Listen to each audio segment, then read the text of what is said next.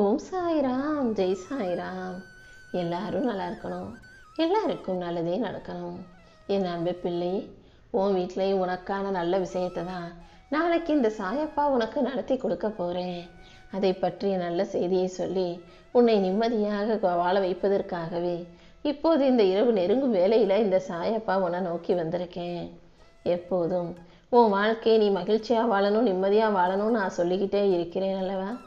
அதுக்கு நீ செய்ய வேண்டிய முதல் காரியம் என்னன்னா, அடுத்தவங்க உன்னை பாராட்டணும், நீ செஞ்சதெல்லாம் சரின்னு அடுத்தவங்க சொல்லணும்னு எதிர்பார்க்காத. யார் உன்னை பாராட்டினாலும் சரி, பாராட்டாட்டியும் சரி, நீ செஞ்சது சரின்னு சொன்னாலும் சரி, அல்லது நீ செய்கிறது தப்புன்னு சொன்னாலும் சரி, எதையும் எதிர்பார்க்காம நீ செய்ததுதான் உனக்கு சரின்னு உன் மனசாட்சிக்கு தோணும்படியாக எல்லா விஷயங்களையும் சிறப்பாக செஞ்சு நிம்மதியாக வாழ தயாராகு. நீ நினச்ச காரியங்கள் எல்லாமே உனக்கு நல்லபடியாக நடக்கும்படியும் உன் முயற்சிகள் அனைத்திலும் உனக்கு வெற்றி கிடைக்கும்படியும் இந்த சாயப்பா நான் செய்ய போகிறேன். உன் வாழ்க்கையில் மகிழ்ச்சியும் செல்வ செழிப்பும் பெருக போகுது. நீ ஆரோக்கியத்தோடும் ஆனந்தத்தோடும் வாழ்வதற்கு இந்த சாயப்பா உனக்கு வழிகாட்டியாக இருக்க போகிறேன். உன் கனவுகளை எல்லாம் நிஜமாக்கி உன் வாழ்க்கையில் நல்ல விஷயங்கள் நீ எதிர்பார்ப்பது போலவே நடக்கும்படி செய்வதற்காக தான் இப்போது இந்த இரவு நேரத்தில் உன் வாழ்வில் இருக்கக்கூடிய இருளையெல்லாம் அகற்றுவதற்காக வந்திருக்கேன் என் செல்லமே.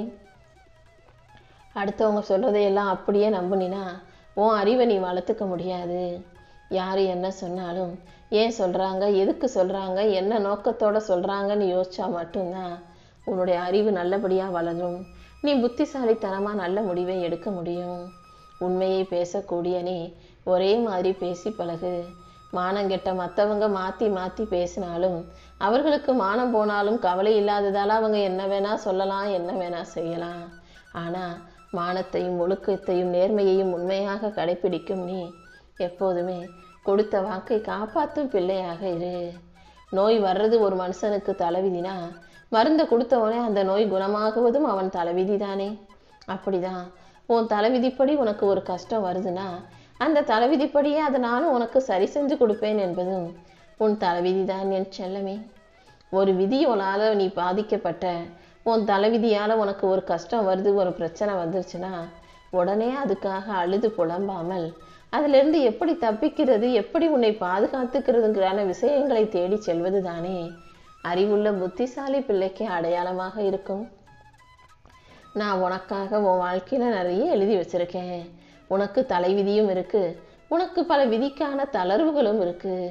நீ என்னை மனமுருகி கேட்கும்போது உன் தலையெழுத்தை எல்லாம் மாற்றி உன் துன்பங்களை எல்லாம் தீர்த்து உனக்கான நல்ல விஷயங்களை நான் நிச்சயமாக செஞ்சு கொடுப்பேன் என் செல்லமே.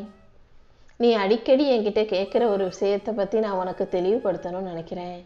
நான் எத்தனையோ பேருக்கு நல்லது செஞ்சுருக்கேன் சாயப்பா, ஆனால் என் வாழ்க்கையில் மட்டும் ஏன் இவ்வளவு கஷ்டம் வருதுன்னு நீ அடிக்கடி யோசிக்கிறாய் அல்லவா? நீ செஞ்ச எந்த நல்லதும் ஒருபோதும் வீண் போகாது என் செல்லமே. சரியான சமயத்தில் அதை பல மடங்காக பெருக்கி கண்டிப்பாக உன் கைகள்லையே நான் கொண்டு வந்து சேர்க்குறேன். எப்போதும் உன் பிள்ளைகளுக்கு நீ சொல்லிக் கொடுக்க வேண்டிய விஷயம் அன்போடும் கருணையோடும் அடுத்தவங்களுக்கு மரியாதை கொடுத்து பழகணுங்கிறது தான். அதே சமயம் உன்னை வளர்த்த அன்புக்குரியவர்கள் எப்போதும் உன்னுடன் இருக்க முடியாதுங்கிறதையும் நீ அவர்களுக்கு புரிய வச்சு அவங்களே எல்லாத்தையும் தனியாக சமாளிக்கணுன்ற அந்த பக்குவத்தையும் அவர்களுக்கு கற்றுக்கொடு. உன் பிள்ளைகளோட வாழ்க்கையில் பல அசுரர்களையும் பல அரக்கர்களையும் கூட சந்திக்க நேரலாம். பல தீய குணம் கொண்ட மனிதர்களும் கெட்ட பழக்கத்தை கற்றுக் கொடுக்கும் மனிதர்களும் அவங்க வாழ்க்கையில் வரலாம் போகலாம். நீ தான் அவங்கள கவனமாக இருக்கணும். யாருடைய தேவையற்ற விஷயங்களிலும் மாயைகளிலும் மாட்டிக்கொள்ளக்கூடாதுன்றத அவர்களுக்கு எச்சரிக்கை உணர்வாக ஊட்டி வளர்க்கணும். யார் என்ன செஞ்சாலும் அதில் வீழ்ந்து போயிடாம விஸ்வரூபம் எடுக்க அவங்களுக்கு கற்றுக்கொடு, தைரியத்தை சொல்லிக் கொடு. உன்னுடைய பிள்ளைகள் ஆணோ பெண்ணோ அவங்களுக்கு கல்வியை மட்டும் சொல்லி கொடுத்தா பத்தாது, காசை மட்டும் சம்பாதிச்சு கொடுத்தா பத்தாது. நல்ல குணத்தையும் தைரியத்தையும் நற்பண்புகளையும் ஒழுக்கத்தையும் கூட சொல்லி வளர்க்கணும் என் செல்லமே. என்னை மனமுருகி வேண்டக்கூடிய உனக்காகவே என் அருளை அள்ளி கொடுத்து உன் வாழ்க்கையில் எல்லாத்தையும் நல்லபடியாக செஞ்சு கொடுக்கணுன்ற நோக்கத்தோடு தான் இந்த சாயப்பா உன்னை தேடி வந்திருக்கேன். உன் எண்ணங்களும் உன்னுடைய செயல்களும் எப்போதும் நல்லதாக இருப்பதற்கு என் துணை உனக்கு எப்போதும் இருக்கும் என் செல்லமே. மனமுருகி என்னை வேண்டி நிற்கும் உனக்காகவே என் அருளை பரிபூரணமாக உனக்கு அள்ளித்தரப்போறேன். உன்னுடைய நல்ல எண்ணங்களுக்கும் நீ என் மேலே வச்சிருக்க நம்பிக்கைக்கும் சேர்த்தே உன் வாழ்க்கையை அழகாக்கி நீ ஆசைப்பட்ட அனைத்தையும் உன் கைகளில் கொடுக்க போகிறேன். எப்போதும் உன் வாழ்க்கையில் நீ எவ்வளவுதான் கஷ்டப்பட்டாலும், உனக்கு என்ன பிரச்சனை வந்தாலும், நீ மறந்தும் கூட இன்னொருத்தருக்கு அந்த கஷ்டத்தை கொடுக்கக்கூடாதுங்கிறதுல உறுதியாக இரு. அடுத்தவங்க உன்னை ஏமாத்திருக்கலாம், உன்னை காயப்படுத்தியிருக்கலாம், உன் மனசை நோகடிச்சிருக்கலாம். ஆனால் நீ ஒருபோதும் இந்த விஷயங்கள் எதையும் மற்றவங்களுக்கு கொடுக்காதே.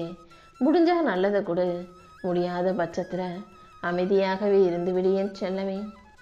நீ தெரிஞ்சுக்க வேண்டிய ஒரு உண்மை என்னன்னா, எப்போதுமே எல்லா நாளுமே நீயே ஜெயிச்சுக்கிட்டு இருக்க முடியாது.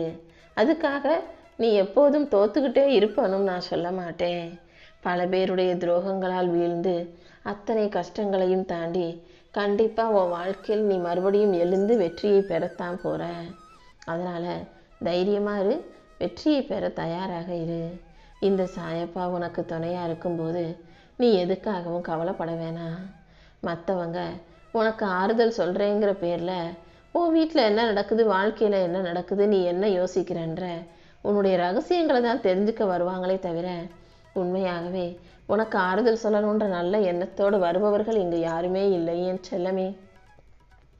கடவுளை பார்க்கணும்னா நீ எந்த கோவிலுக்கும் போகணுன்ற அவசியம் கூட இல்லை. ஒரே ஒரு மாதம் உன் வீட்டில் உள்ள உன்னை பெற்றவங்க வீட்டு செலவை எப்படி பொறுப்பேற்று சமாளித்து கஷ்டப்பட்டு அத்தனையும் செஞ்சு முடிக்கிறாங்கன்னு பார்த்தாலே உன்னை பெற்றவர்கள் உனக்கு கடவுளாக தெரிவார்கள். ஆனால் பல பிள்ளைகள் உங்கள் பெற்றவங்களுடைய அருமை பெருமையை புரிஞ்சுக்க மாட்டீங்க. உங்களுக்கு அவங்க வயசு வரும்போது தான் அவங்க பட்ட கஷ்டத்தை உணர்ந்து அவங்களுக்கு மதிப்பு கொடுக்கணும்னு நினச்சிங்கன்னா அந்த வயசு உங்களுக்கு வரும்போது அவங்க உங்க கூட இருப்பாங்களான்னு சொல்ல முடியாது. பெற்றவர்கள் ஒவ்வொருவரும் உங்கள் கண்ணுக்கு தெரிஞ்ச தெய்வம் போலதான். அவங்கள மதிச்சினாலே நீ அது எனக்கு செய்கிற மரியாதையாக இருக்கும் என் செல்லமே.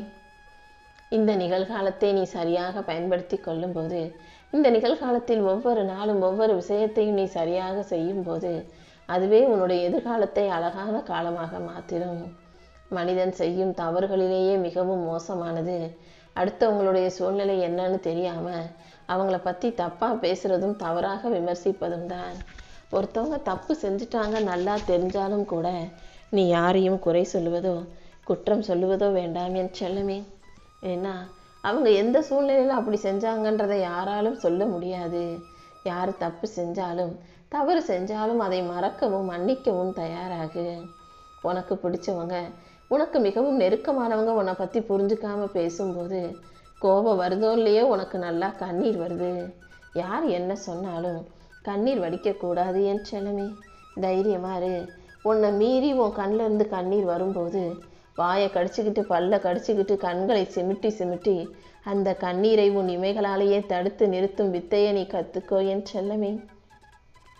பணங்கிறது வாழ்க்கை இல்லைதான், ஆனால் பணம் இல்லாட்டியும் வாழ்க்கையே இல்லை.